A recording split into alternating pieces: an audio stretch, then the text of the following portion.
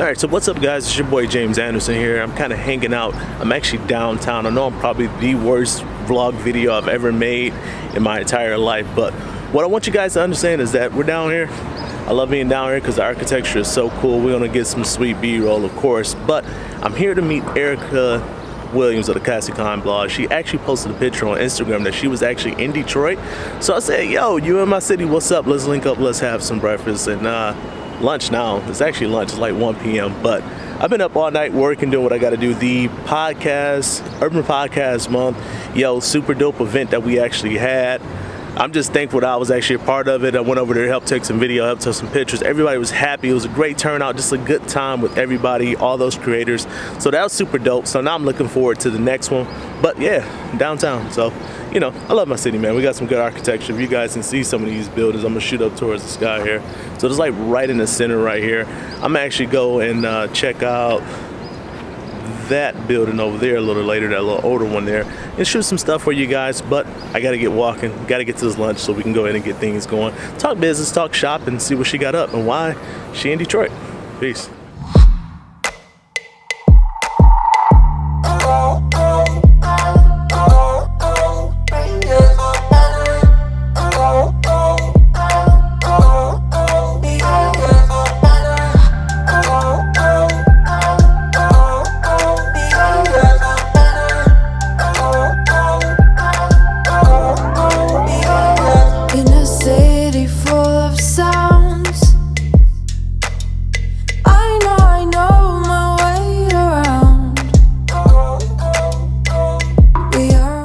Quick, thumbs up if you like the shirt, thumbs down if you don't.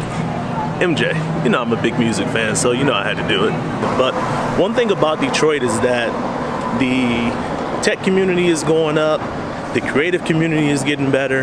You're starting to actually see people walk around and make videos or making content, meeting with creators. That's something that you usually didn't see in Detroit. It was kind of funny when I actually used to have my camera. This is years and years ago. I used to record us, you know, doing things around the city, and it's kind of funny because I see that coming back because it was kind of, you know, quote unquote dead for a little while. So I just want to bring that up real quick. So, Ericka's in Detroit. Hello. What's up, everybody? It's Ericka from the Classy Climb blog. I'm at the Hudson Cafe. Super excited. Okay, so we're in Detroit. I'm coming somewhat as a person who's I'll say it like this, we're reviewing properties that we purchased as a group. And so trying to get an eye view on the city, seeing the properties, what do they look like, what's their condition, and then as we do that, we can decide what areas we want to invest in further, or who we should work with as contractors, as real estate sellers, you know, that kind of good thing, wholesalers. It's a great eye-opening opportunity to see what Detroit looks like and where it will go. Breakfast, or is it lunch, or is it brunch? What is it? Brunch. We gotta eat brunch. So I'm gonna hang out. We're gonna talk some business, talk some shop. But I had to say what's up. So we've been like internet friends for a very long time. So we finally actually linked up and met each other. So this is gonna be super duper awesome. I might convince Ericka to maybe give us maybe just 5 to 10 minutes of her time to talk about a few things financially. We'll see. Maybe she'll say okay on that. I don't know. But then after that, guys, we'll have a good time. So this is probably gonna be kind of a random video, but you know, let's cut to something else. What's up guys, it's your boy James Anderson. I am back here coming to give you guys some information. Look who I actually found. I found Ericka Williams here. I'm so excited to actually meet her because we've been talking back and forth online, as you guys know, for a long time, as I said before. And she decided to come up to Detroit, and she's here. So I was like, yo, you're in my city. We got to link up. We got to chop it up to talk business, talk money, talk finance, talk real estate, talk all those good things. I think it's going to be a tremendous value for you all here to actually get the knowledge here. And guys, she typically don't do this on a regular basis, so I had to treat her to a late brunch to get her to agree to kind of hang out with us here today. So first of all, Ericka, thank you for taking the time. I appreciate you hanging out with us. So tell us, what you doing up here in Detroit out of all places? What's up, everybody? It's your girl Ericka from the Classy Climb blog. I'm usually in Austin, Texas. I am in Detroit because a group of investors, we're in a group, we bought 4 properties in Detroit, a sight unseen. And since I reach out to a lot of people on the internets, YouTube, Instagram, I actually got to reach out to some contractors and some other people in the area and let them actually tour the properties we purchased. And I had some good reviews and I had some bad. That's what's up. So you said 4 properties. Now you said 2 things. You said investor group, 4 properties. So group of people, group of buddies, Group of professionals, you know, using online platforms to invest together. So instead of investing in 10, 20 properties in Detroit and you haven't seen any of them, I thought me and several other people in the group should come here, put our eyes on what we're seeing. You know, buying real estate out of town is like the new sexy thing. It's very sleek, you know, you're saving money. But if you're from California, Texas, New York, and you're like, I want to invest in Detroit, well, you actually need to at some point at least see it once and put your feet on the ground. That's what's up. So now you put your feet in the ground here in Detroit. This is your first trip to Detroit, right? First trip to Detroit ever. Now, how much work did you get done in this trip over here? How productive were you? So we had a house that was completely done by a contractor. I got to actually see the work. I would say the work out of a 10 was a 6. You know, there were some places where if I was personally there, I don't think we'd have let them say call that complete and been paid, right? So that was some of that. We actually had some of the properties boarded up, so we had to check to see like the boarding and the alarm systems. So that was interesting. Also got to see some of the like empty lot areas. So one of our properties was amazing. It was a great purchase, great buy. It looked beautiful. But literally right across the street, looking out of the front door, was a kicked-in door of an abandoned house. And for me, I'm, you know, you guys know this if you watch my channel at all. I'm from a cop family. My immediate thing is like, why didn't we call the police and get that door locked? And everybody looked at me like, because we mind our business in Detroit. And that's kind of been the theme I hear everywhere I've gone. It's like, well, we mind our business. And that's just kind of funny to me, but I think it's interesting. Right. Well, that's what's up. Well, I'm glad that you're, you know, definitely here. So that gives you a reason to come up here and kick it with me sometimes, and we can definitely do some things on business and things of that nature. So talk a little bit about coming together online and what you guys been able to do online, and you put the group together online. You like to make money, I like to make money type of deal, let's get together, or was it a kind of like a pitch deal where somebody pitched it to certain people? Okay, so I usually have my YouTube channel where I interview. Alright guys, just FYI, this is a long video, so it's not that long, but it's some good value there. If you are still here, stick around, feel free to subscribe, and let's get back to it. Professionals, people in their craft, and a lot of people ask about crowdfunding. Well, essentially this is just a group of investors who started out on the stock side of things in an investment club, and then have a separate real estate side of things. And so you have the bylaws, you have the rules, and what happens is people, you know, put in their amount, right? Maybe it's 500, maybe it's 1,000 per house, whatever the amount may be. I like that. And so what happens is you have, you know, 30 active people putting in money together. That means you're going to have not just enough money to buy the house, but also fix it. So if you get your property through an auction, which several properties at the auction we got for like $4 grand, most people think, well, we're going to put 7 in it. Well, no, this is Detroit. In some areas, it might require 10, 20. And so that's why I wanted to put eyes on the ground. And I think that coming from a family of real estate investors, military, cops, you know, Carolinas, we don't have a problem with low cost housing. We don't have a problem buying a house for 10 grand or 7 grand. That doesn't mean it's a bad house. Every market is different. You know, you can go to Ohio and get a cheap house and it not be a dog. There's a thing people say on Bigger Pockets that drive me crazy, calling houses dogs. Well, just because you wouldn't live there doesn't mean the house is a dog, and doesn't mean somebody else wants to stay there.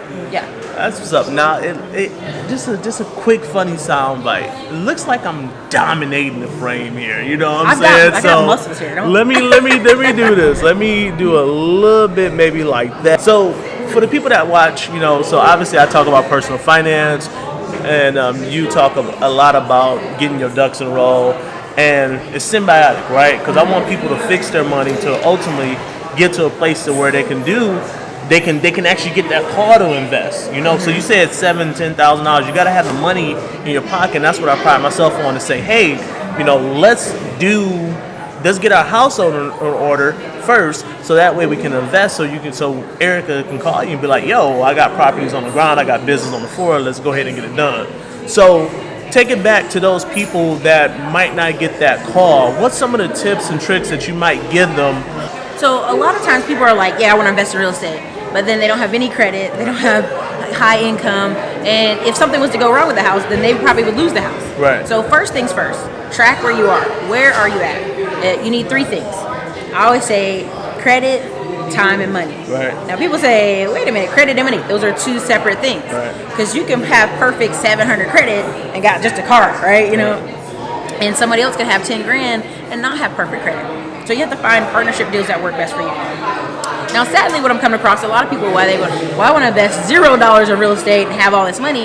It means they have no money, no credit, but they got time, right? I got all this time to look for stuff. You have to have all three in some form of capacity. And that's where partnerships work. That's where working with people works. You can't be an individual. And what I've learned in this journey of investment groups, because I'm in 3 different groups, is I would talk about investment groups, and I have like 70-year-old friends' parents be like, oh, we did that 20 years ago. I like that. I've been in this forever. Right. And I'm sitting there like, oh, like it's a new thing. No, this isn't a new thing. Each community, it depends on your circle of friends. Right. A lot of times I tell people that I know, a lot of engineers, or I know a lot of high-income people, and people kind of look at me funny like, well, I don't. Right. I don't know a lot of high-income people. And that doesn't mean you can't find more opportunity. That doesn't mean you can't join in groups. Now, what we see on the internet, there's a lot of people who are Facebook friends, what we say, Facebook friends, online friends, they never meet each other in person. Right. To me, where does that come from? Some of that's a lack of money, some of that is a lack of time. I think it's the most healthy thing for you is get around people who are like-minded. Social line, that's good. Online, that's great. But take the next level. Meet them in person. Right. There's several people right now online that I know them enough that I could send them $10,000, wire the money, and would feel comfortable that the deal would get done, the property would get purchased, and I'd be good to go. Right. But I think the next step is actually meeting them in person. Excellent. So anybody watching this, please forgive me up front. It's almost like become a kind of a cliche type of deal, These individuals that talk about investing, talk about making money. It's with the emergence of the YouTube, with the emergence of ebooks and things of that nature. A lot of people spend a lot of good content. However, I think it's become like, oh, it's good to say that I'm an investor, right? I invest in Forex, or I invest in crypto, or I invest in the market. Investing can be just as simple as investing in a product and ultimately, investing in what you need to make that and ultimately selling it. I would consider that an investment. What would you give to a person that's maybe very low to the ground, right? All the stuff, crypto, forex, all that stuff is up here, but it's very low to the ground. What would you say to that person that wants to do some investing, but they like starting off from scratch, but they have the money, they want to do something, but the knowledge isn't there? So I would first advise you, raise the income. I know this drives people crazy when I say this, but the average American makes either $28,000 or $32,000. Okay. Because when they say household income, they're talking about people in a house. So that means usually 9 times a husband and wife are cohabitating situation. So like that $52,000 they say is the average household income. It's $226. Yeah. It's two people making a $10, $12, $15 job, or it's a husband that works making $40 a year and his wife just works a part-time job, helps with the kids. Got it. You got a lot of those situations in America. Now you also have a thing where people are saying, well, Ericka, I just can't make more money at my job. I'm a teacher. I'm a this. This is the cap. Well, there has to be other ways you can mine the gap. Now, what does mining the gap mean? Okay. How much you're bringing in, how much is going out. Right. And a lot of times, I know people hate when I get on this cars. Cars are the black hole of our economy because many people say, well, no, this Camaro car payment is only $321. Okay, what's your insurance? It's a 2-door car. It just went up. You got kids and it's a 2-door car. You got car seats. Now you're paying $200 a month for insurance. Right. Okay, so now this car is really $520. All right, now let's talk about gas. Let's talk about maintenance. Let's talk about oil changes. Let's talk about car washes. Now this car that's $321 is really $700, $800, $900. Right. And don't get me started about Jeep Cherokees. Love a Jeep Cherokee, but I'm meeting people with $800 car payments. You just like, I know we ate a lot. Oh, it's like God, the heartburn, you about to make me right? about to throw up, like, and that's $800. $800 car payment. Now add that $200 insurance. Now add that $200 in adjust it for whatever it is. Whether it's a Mustang, a Camaro, a Jeep Cherokee, you name it, you like it. Tell me what it is, and we can name it, right? I'm like literally sick to my stomach, dog. But I'm just telling him, out of all the phone calls I get, people will read to me about their budget, and for some reason I go, what about your car? Oh, that payment's just $300. No. What else goes with that car? What's your insurance with that car? What's your, and people kind of overlook that, but that's a part of when you buy something. What's the cost? Right. So you probably could be having $800 to go move somewhere else, but you've spent it on a car. So you're not broke. You just are misallocating your resources. Right. And that's what I tell people all the time, right? It's not always about budgeting. It's about cash flow allocation, Yeah. right? Where's your money actually going from? Because you might have the raw tools to actually make some moves, but because you have no idea where every dollar's going, and because you've been marketed to think that it's okay to have $1,000, $1,000 a month car, but it makes you no money, since you've been taught that and treated that, it's like you're kind of missing out, Yeah. And I think I did the math or something like that, but if somebody had invested like, even the basic of the basic, like $500 a month over the course of 30 years after taxes in a basic mutual fund, you're talking about $300,000, $400,000, $500,000 decision, that they're making by choosing to have the car note over just even taking half of that 1,000 and just investing 500 of it. Yeah. It's crazy. So, well, even to tip onto that point, I'll have people say, what's the point of investing in a $20,000 house? So we said the house is $5,000, we put 15 grand in, it's a $20,000 house, rents for $700. Well, how long will it take you to get your money back on 20 grand? Well, how many cars do you buy that are 20 grand? Plus, I think that's just about every car that's out there, right? That's the average going new car right now. Man, I was told by a lady cracks me up. last week I was sitting with, and we were going through the same thing. We were penciling out, first time in her life she's ever done a balance sheet. First time in her life she ever calculated net worth. And one of the things that she said to me, she said, well, James, you can't get a decent car under $36,000. It's like $36,000? I'm like, she's like, yeah. What is a decent car? This is your basic Honda Accord. This is your basic Toyota Camry with a few creature comforts. After you had to buy the warranty because you don't have no money in your emergency fund to fix the car, right? And then you got some leathers and stuff like that, and then you got the slightly extended brake packages and shock packages and stuff like that the dealerships offer. And then after taxes, here in Michigan, 6%. That $20-something thousand for her turned into a $36,000 loan at the end of the day. And here's the thing.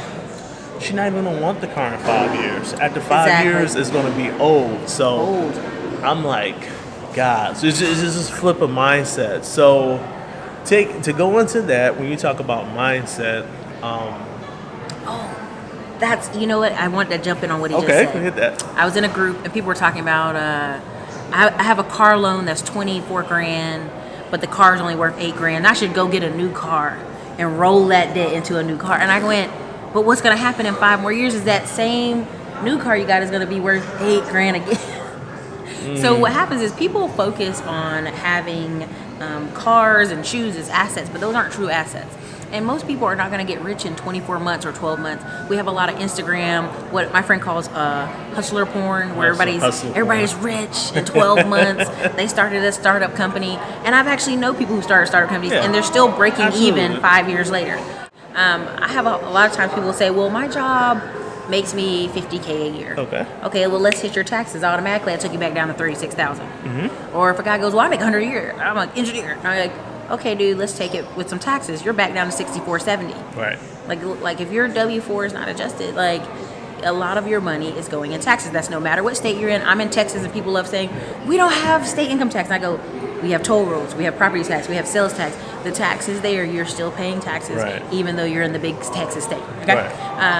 And what happens is people, they're going off gross when really they should be going off of net. So a lot of times when I'm on phone calls with people and consulting calls, I go, what are you bringing home? And they tell me their gross immediately. No, honey. Yeah. What is your number on your paycheck? What is the number when you get it every 2 weeks, direct deposit? I like that approach. And what happens is it immediately resets. Right. Because it's no longer I make 70 a year. It's like, well, technically it's after about taxes, 47. like, you know what I mean? Like that's the truer number. And that's the number they should actually run their life off of. Okay. So but a lot of people, what happens is like heart attacks, and I hate to go so dramatic, but like heart attacks, first time people who have heart attacks, the 90% who survive, I think out of that 90%, like 70% never have another heart attack. Okay. Because it's an immediate lifestyle change. Right. We must have changed our life or we could die. Right. When it comes to financial problems, there's kind of two crowds.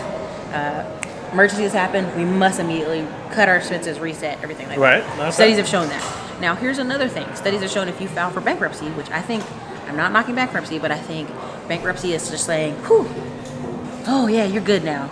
You can start all over. Right. The average person who files for bankruptcy within 3 years will try to file again. Wow. So attorneys, lawyers who work in bankruptcy know they can give you a call depending on your type of bankruptcy in 3 years. You trying to give me a heart attack? That's what you're doing. No, I mean it's the truth. It's just the real deal.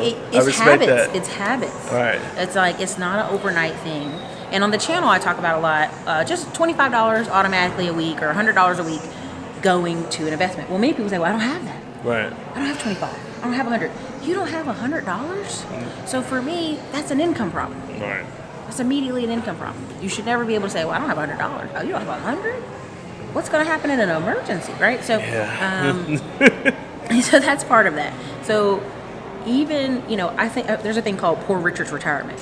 Say it one more time. It's called Poor Richard's Retirement. Okay. And it's a popular term for sometimes in the South and in other places too. The people with the best retirement are the Poor Richards. Now, what is Poor Richard? Okay. He's got a paid-off house and a paid-off car. Excellent. Okay. And that's whatever money he has left over. That's how he lives. Now, why is that so important? Because people don't realize the level of debt that so many Americans are in. All right. They start late. Now, what does that mean? Start late. Most people have a starter home. It's $55,000, $100,000. When I left college, me and my friends went and got these $55,000 townhouses. I think their down payment was maybe $3,000. Okay. Parents helped them, and several of those people are now in their third and fourth houses. Those other houses are rentals. Their townhouse is a rental. I know people now who are in their mid-30s going, "I want my first house," and I was pre-approved for $125,000, but the house I really want is like $400,000. So what happens is you never get the starter home.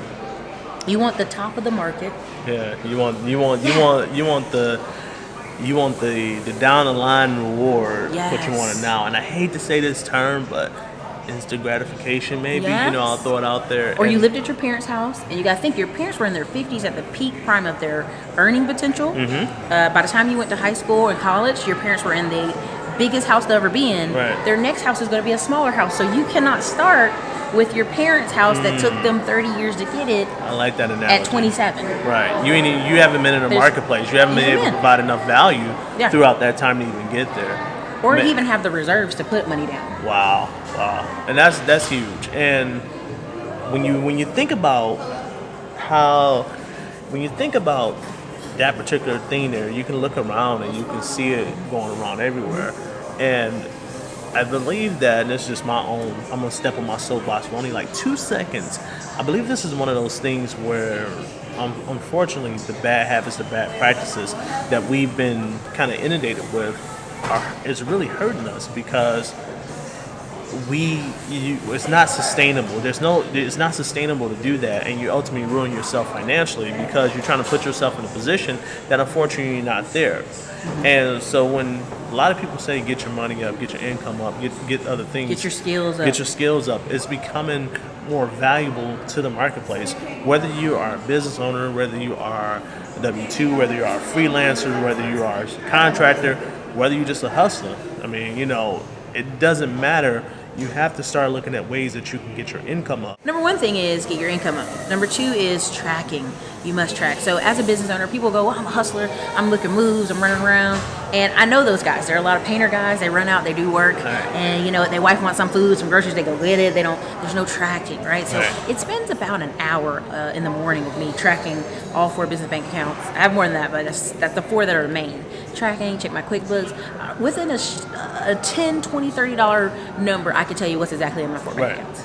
I'll get on the phone with people every single day. What do you make? It's a roundabout number. What's in your bank right now? No clue. Right. What's your debt level? I don't know. A lot of things are on autopilot. Right. And if they should do is they should set their investments on autopilot. Right. Because if you want to say work, I just don't want to focus on that. It's not my main goal. That's fine. Let's autopilot your investments as well. Take it and dump it. Take it and dump it. Take it and dump it. Yeah. Out of sight, out of mind. And that's the key factor, right? Knowing exactly what that dollar amount is, where every dollar's at, and knowing exactly that. Or at least a roundabout. A roundabout. It's. I'm telling you. What's in your account right now? $400. Like if I'm talking to a person, I want to at least have an idea. Such a breath of fresh air. Some people are like, "What? I don't know." Well, I got some bills on Tuesday. Like when I ask people, do they have a journal or calendar? Now, journaling is all important, but I mean a calendar where your bills are written out and when money comes in. Right. And a lot of people don't have that. I tell you, when I sit down with the person and I talk to them about finances, and regardless of their knowledge level, what they can just tell me, just that one thing of where their money is or how much money is, I instantly, before we even start fixing stuff, I say this person right here is going to be a winner. They're going to win financially because they got at least that smaller part. Not to say it can't be taught, but if you come with that, I swear it cuts down the learning curve, the time curve, and action is taken immediately when the person does that. So I love that. I love that. I just knocked my camera over right there. Just knocked my camera over. But so let's talk about some of the things that you got working right now in the pot. What you got going on? So I know you just dropped a new book. Yeah. So. Oh yeah, I forgot to. Yeah, I gotta, we gotta do the. Get the book out. You gotta have props when you talk with people. So let's talk about the book. Oh, all week, bam. There you go. So Smartphone Millionaire, how to lend to people, businesses, and real estate. Now the reason I wrote this book is some people say, well, tell me about this app. Tell me about this other app. And I spent half my show talking about the apps I was using on my phone and things I was using to make life easier for me. Now, apps you're talking like finance, business apps, or all types of finance stuff? Finance apps, Robinhood app, I had Mint, I had Acorns app. I was testing these different apps out to see were they worth it. Stockpile app, because you can buy fractional shares. And let me plug real quick. Shameless plug. I'll link it up here somewhere, but I did do a full Acorns review on my phone with my account. So check that out. I'll put it up here somewhere. It'll be over there. There you go. And so what ends up happening is I spend most of the time on my show that was supposed to be about investing talking about these apps. So to save us all time and money and resources and repeating ourselves, I put the book together. I said, okay, here's what I do. Your money should work for you. Your money when it leaves the house should go to work. Mm-hmm. So let's just say I had $100. I take that 100, I put it in Lending Club and let it work for me. Okay. I take that 100, I put it over here in Stockpile app and some fractional shares, let it work for me. Mm-hmm. I take another 100, put it over here in Rich Uncles, which I really would take 500. That's the amount you need. Okay. Rich Uncles, and it would be investing in some real estate investor getting 8 to 12%. Like it. Right? Love it. 6 months, I get my money back, right? 6 months to a year. Because these are basically like hard money investing. And so what would happen is, when people thought about that, they're like, well, I need money right now. I need money to spend. Where can I spend with that money? And I'm like, these are investments. Some are going to come back quarterly. Some are going to come back every month. Some are going to come back semi-annually. Some are going to come back at the end of the year. End of the year. And right. the key here, and part of what I wrote in this previous book was like ladder income. Right. You have to ladder it up so that any given time, money's coming back to you daily. Right. I told them at one point I had 600 notes on Lending Club. Okay. Then I took some money out of it, and now I'm at 400 notes. And I was like, you know what? Now that I learned that, don't take any money out of it. Right. Just leave it there. Now, why is that important? At the time when I worked at Papa John's and I worked at a waitress before, two different people who had their own house, had a paid off car, lived in the Poor Richard's retirement. They basically they weren't retired like that, but they were working. They were like, if you save $27 a day, which I know people are gonna get their calculators and get on me. So 28. Let's just $28 a day for a year is $10,000. Now think about that to a waitress, to a pizza delivery driver, to a DoorDash driver. Right. That's a number you can do. Right. Every day. Now, if people say, well, Ericka, you don't understand. I work in cash tips. I'm a barber. $28 a day. The number is the number. And so if you tell me, Ericka, I want to buy a rental property in a year, I want to buy my first home in a year, I want to buy whatever in a year, you can save $10,000 by saving $28 a day. Right. And there's even, like I've even told people, go get a part-time job after work, make $10 an hour, that'd be 4 hours a day, right? Mm-hmm. You know what I'm saying, after taxes. Or just a Friday night, Saturday. Yeah, just working Friday, Saturday. Just figure out some way to get that little bit of money, and also too look at different ways that you can pick that up. One of the one young lady I work with, she did a tremendous job in doing this, and all she literally did was after work, she did her day job. She came home, and she did very, very, very simple stuff. Things like what's the site that is it Care.com? It's whatever the babysitting Care. site. Yeah, Care. She went on Care. She made her profile. She did just one little babysitting thing every other day, $50. Every day. It broke out to about that number. Yeah. About $25 to $30 a day over the week. Mm-hmm. She took that money, and then she took that, opened up her investment account, and she started getting debt paid off. And all those little things, just from applying just a little bit of that strategy, just a little bit consistently, makes a huge difference over time. Definitely. I mean, it's such a testament to what you can do when you actually start taking action on it. Well, when I tell people a year, most people are like, ugh, because it's a very microwave society. I see, what's your name over there? He's 22 and he's got it. Why can't I get it? You are not the same people. You are not the same position in life. You're not the same background. Your life is your life. And a lot of people, we call it watching other people's money, where you're saying, I should have that, but you don't know what it took to get that. Right. You don't have the skill level. A lot of people say, well, these engineers, these coders, these software jobs are paying people $100,000 and that's income equality.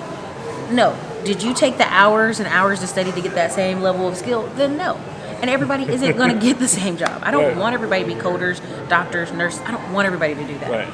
What I want you to do is work in your lane, in your field, Correct. and carve out the best life for you. When we start talking about basic income and making people all fair, there's never going to be all fair. If it was fair, we'd all be poor. Right, and that's That would be the only fairness out of the deal. And that's back to the value that you have in the marketplace. Since we're living in a technology-driven society, unfortunately, coders, engineers, people who work in tech are going to be more valuable at this particular stage. Where as it's tech heavy, right? Yeah, it's tech heavy. It's just tech heavy, and then once we start running out of food, then the farmers are going to be. Well, the farmers are making it yeah. now, right? Right now, there's a black vice president of Capital Cape Fear Credit. Okay. And he basically, his whole thing, it's credit out of Texas. It's farm credit out of Texas.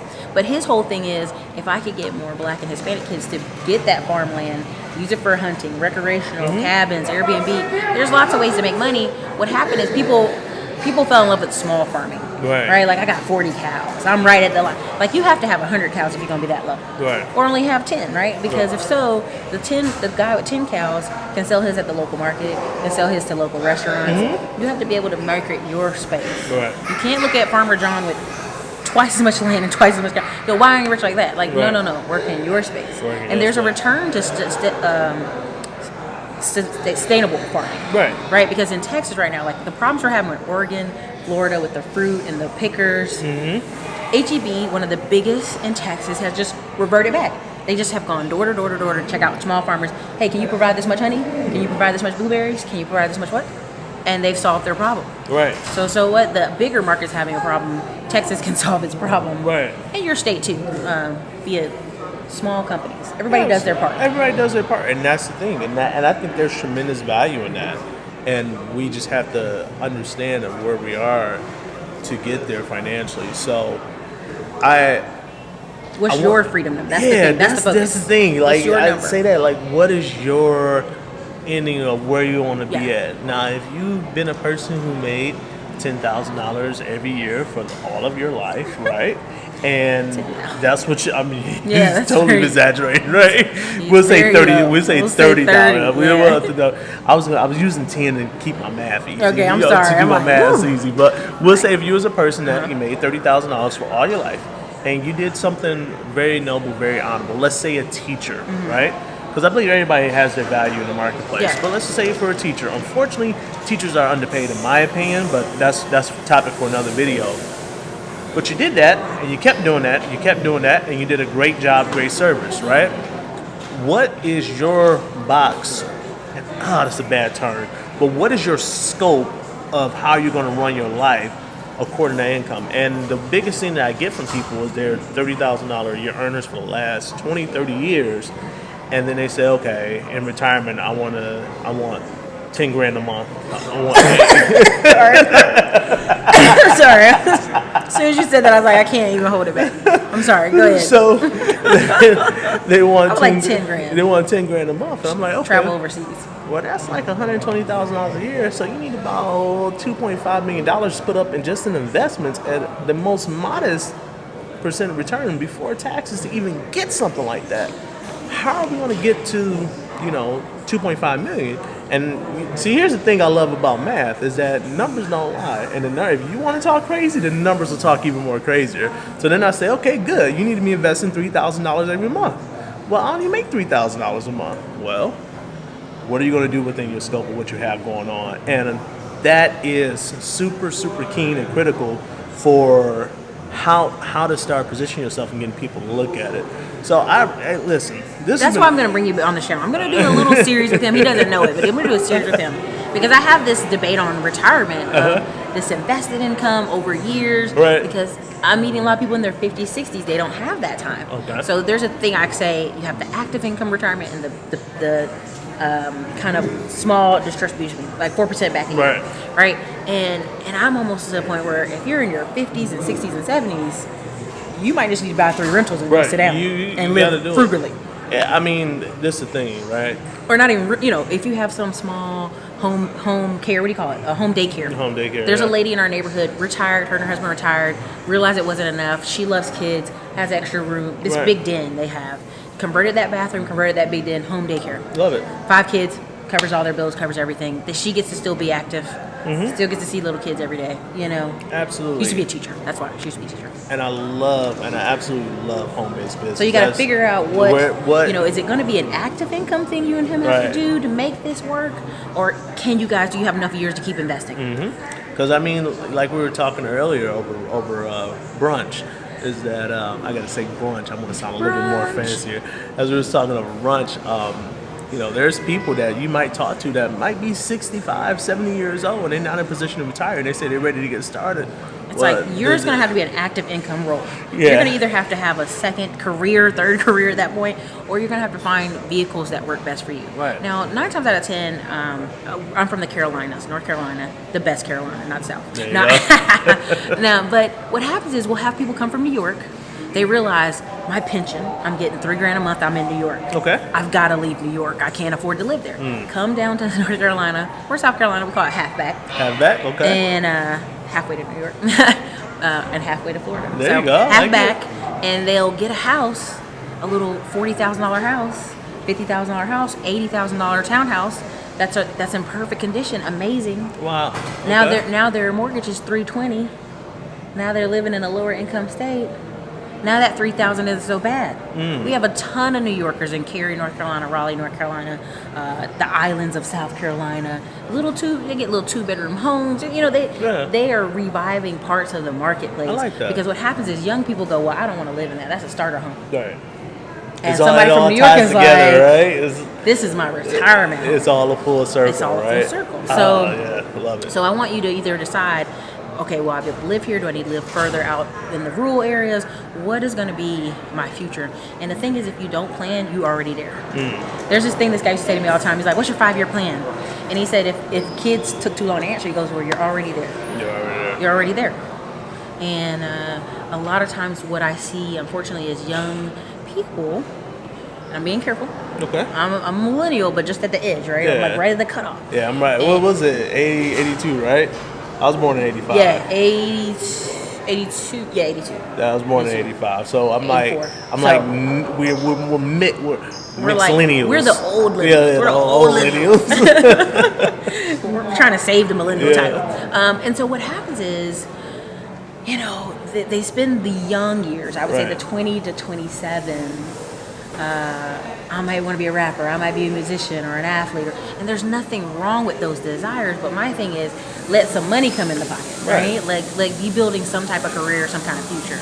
And because there's such a delay in our society, I don't know what I want to do, so I don't want to focus. Now you're 30, now you're 35, now you're 40, starting life and compressing the timeline, right? So now the stress is up because you have to make so much more money to even retire. So that's why I like that $27 a day number, because even if you're at home with your parents, unfortunately with your college degree, and you're doing some job you don't like, $27 a day, next year your life's different. Absolutely. And you can get, and it's measurable, right? It has to be measurable. It has to be quantifiable, right? Did I get my $27 or didn't I? Yeah. Okay, if I didn't get it before, then I know today I got to put in 54. If I didn't do it again, then I know the next time I'm going to have to put in 81, right? 81, yeah. I think my maths is right. Y'all can check the maths. You gotta have a number and you have to have a goal, because what happens is people get comfortable.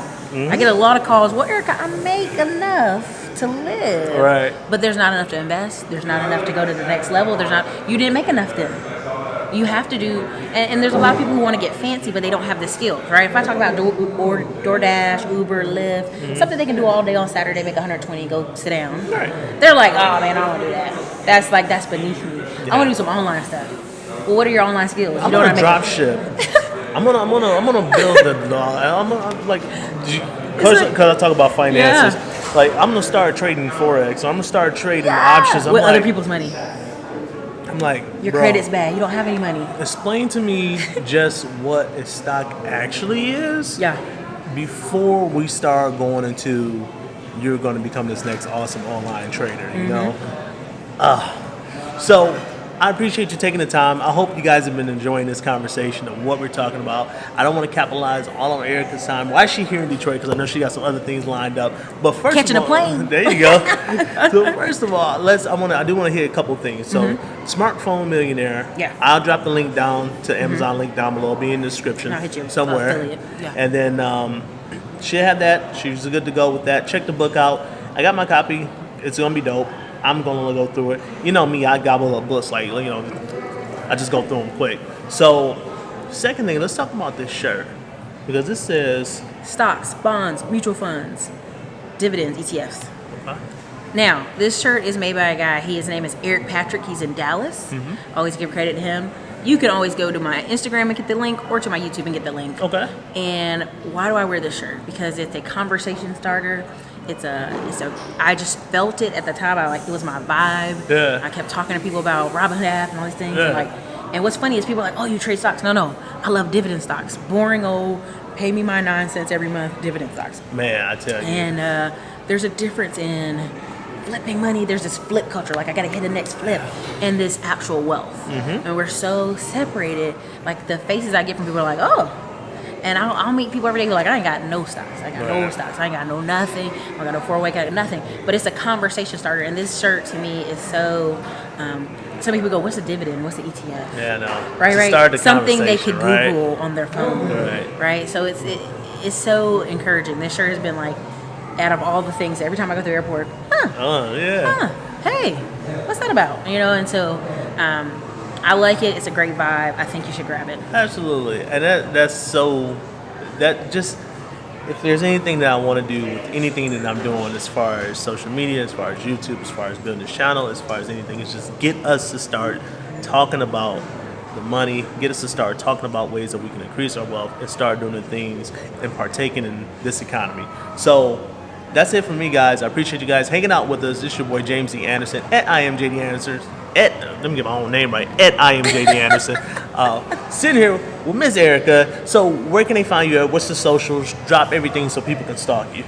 All right, we've kept it simple but not simple. This is Ericka Williams from the Classy Climb blog, classyscl.com, or you can find me on Instagram at Ericka Classy Climb. All right, that's what's up. Hey, YouTube, just Ericka Williams. You'll find me. I love that. Just see, I did that too. I thought it was kind of lame because it's just James Anderson. I ain't got time for all that. All right, there we go. You'll find me. All right, that's what's up, guys. Well, hey, that's it. That's all we got time for. So we are out in peace. Clearly, the Hudson coffee.